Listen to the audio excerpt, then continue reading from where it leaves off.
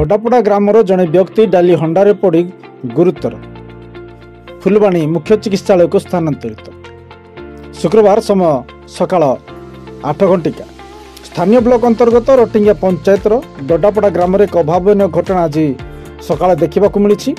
सूचना अनुसार डोडापड़ा अंचल गतकाली ठारू अष्टप्रहर नामयज्ञ चली और अंचल भक्तिमय परिवेश मध्य समस्ते निज निज कार्य व्यस्त रही बेले उक्त युवक मध्य खाद्य रंधाशाଳରେ व्यस्त रही। से समय गोटे गाय रोषेशाला आड़क आसबारू उक्त व्यक्ति गाय घोड़ाइबा जाउथिबा बेले कौनसी कारणवशत भारसाम्य हराई डाली रांधुथिबा हंडा भितर पड़ जाइथिले। तुरंत पाखरे थिबा लोक माने तांको सेठारु उद्धार करथिले। शरीर बेक पर्यंत शरीर चर्म पोड़ी जाइथिबा बेले तुरंत एक ऑटो साहाय्य स्थानीय गोष्ठी स्वास्थ्य केन्द्र को आनिथिले। उक्त व्यक्ति नाम कान्हा प्रधान बोली सूचना रही। बयस 25 वर्ष।